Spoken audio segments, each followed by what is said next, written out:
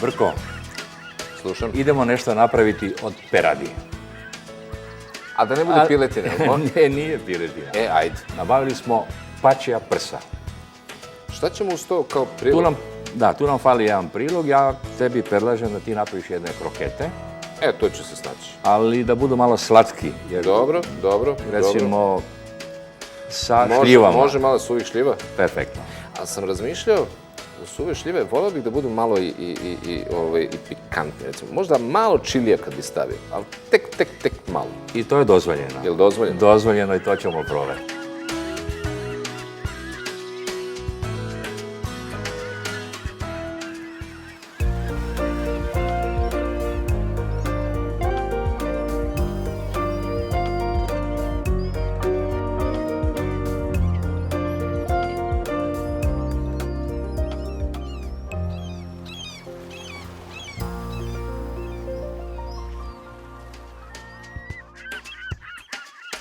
U slučaju da nemamo To da, šta? ove male narančice, patuljaste kako smo rekli, Da?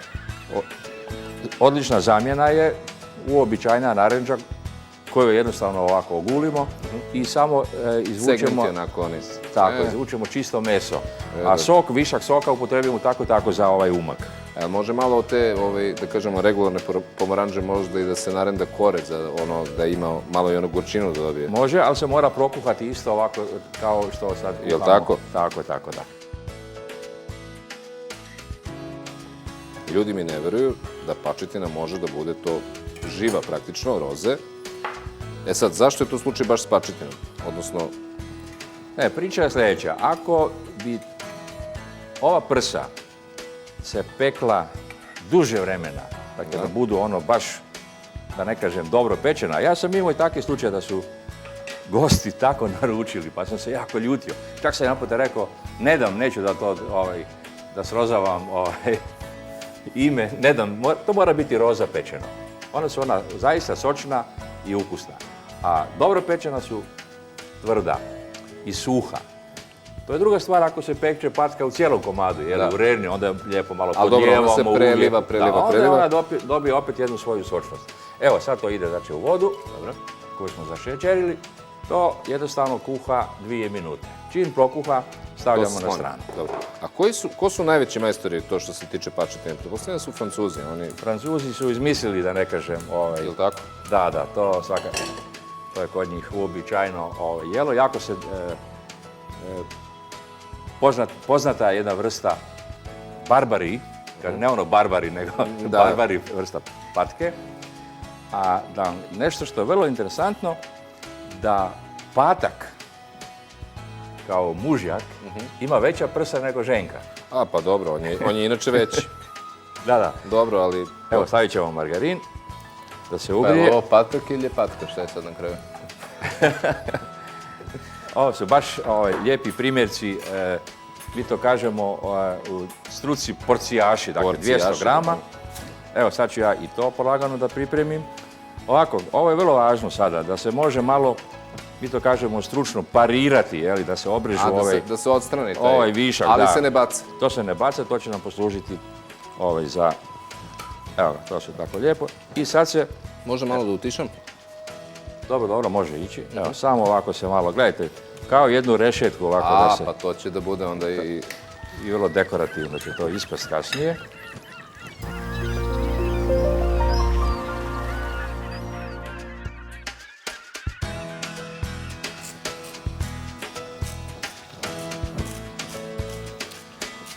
Evo, menjamo se. Evo ga, tako, tebi sol, meni papar. Evo, to je dovoljno. I sad, upravo je važno da se kožica stavlja. Košica ide dole. Kožica ide dolje, tako je.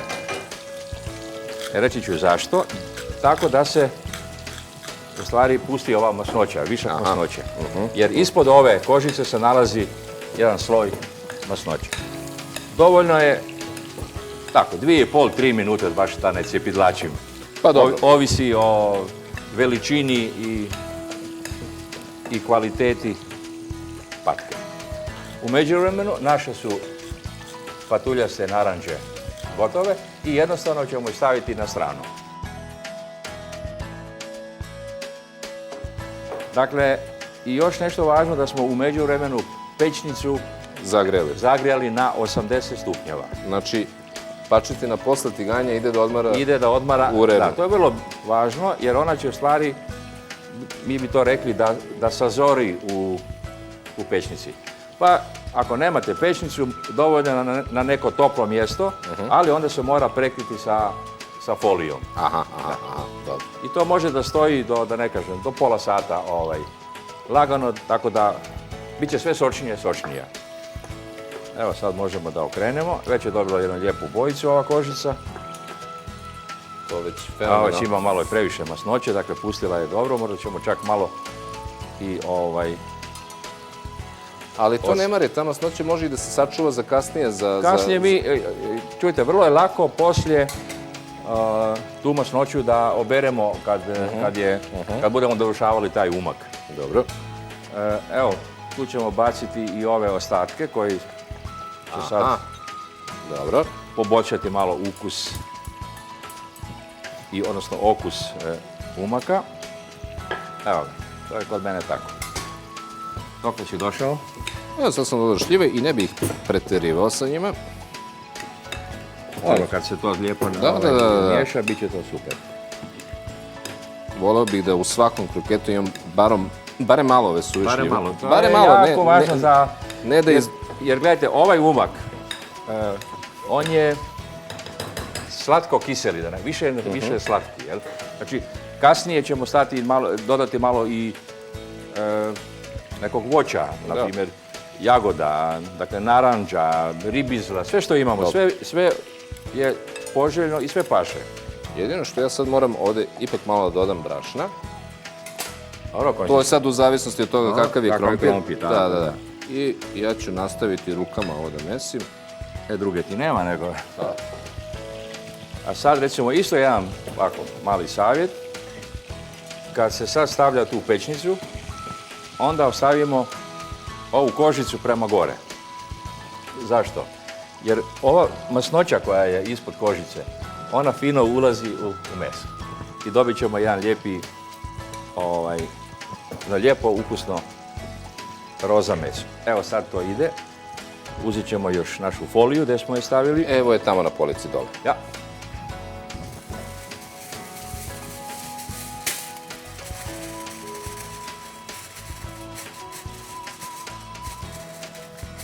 Evo, mogu ja to staviti u pećnicu? Da, slobodno.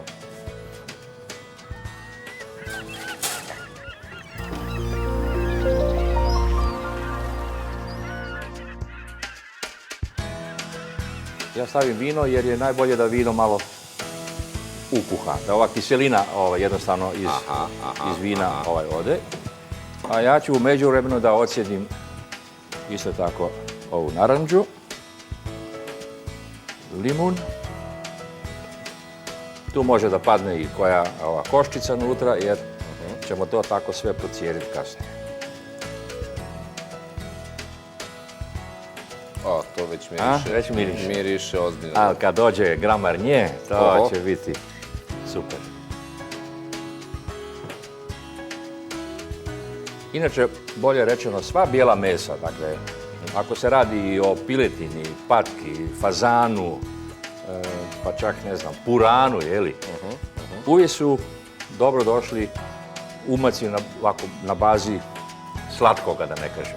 Na bazi šećera, jel? Što se toga dakle, tiče... mogli ste i šećer prepržiti, zaliti sa istim ovim procesom, zaliti sa vinom, sa naranđom, dodate malo gramarnjeja unutra, možda soka, malo limuna i dobili ste jedan... Ja volim kombinacije sa voćem uvek, to me raduje, pogotovo ovi citrusi i meso, to ne propuštam. Francuzi ovaj umak obično zovu bigerat. Bigerat, to je ovak jedan internacionalni izraz. Limuna je dovoljno, ovo je polovica, ali ja bi još dodao malo... Ovi mlinčići su odlično izmišljeni. O da. Evo malo papra.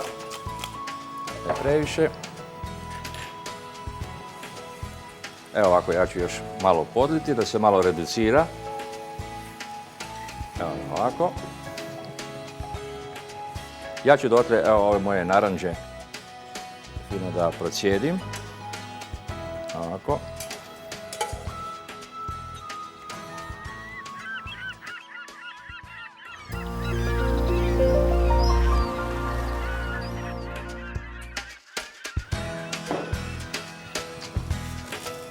Evo, ja ću da idem da procijedim ovaj moj umak. Ovako. Opa, to izgleda sjajno. Tako. Tako, da dobije lijepu bojicu. Da malo dobije bojice. Jako dobro. I u rern.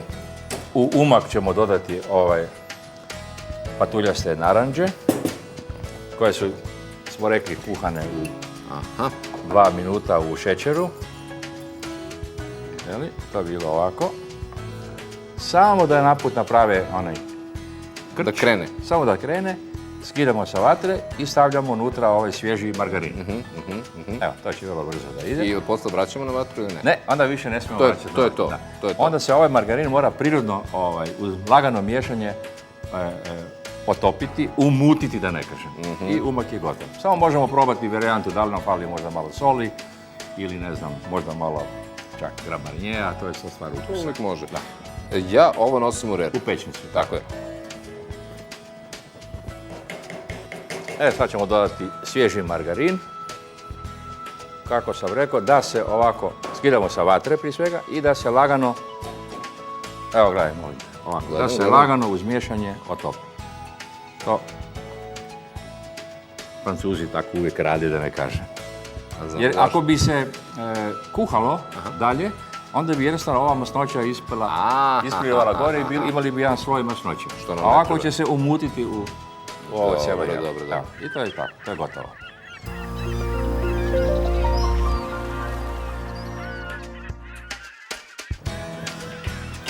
Da.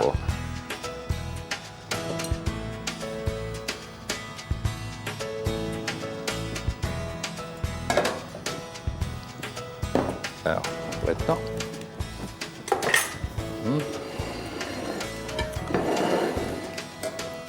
Boga mi, utihnuli smo nekako. Ovo je sad napeta situacija skroz.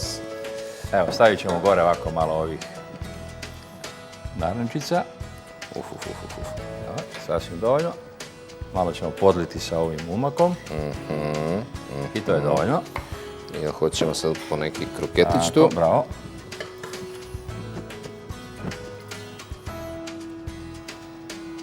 Može samo još jedan. Još jedan, to je dovoljno. Dobro. Malo je ovako mente. Treba malo zeleniša. Ne samo kao dekoracija, nego se može i konzumirati. Pa evo. A?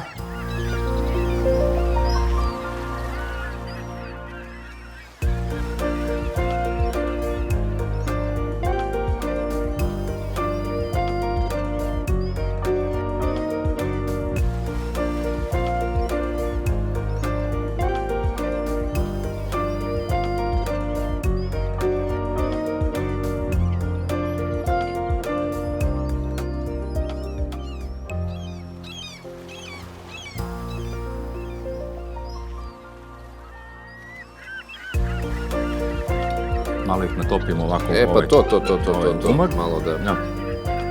E pa prijetno.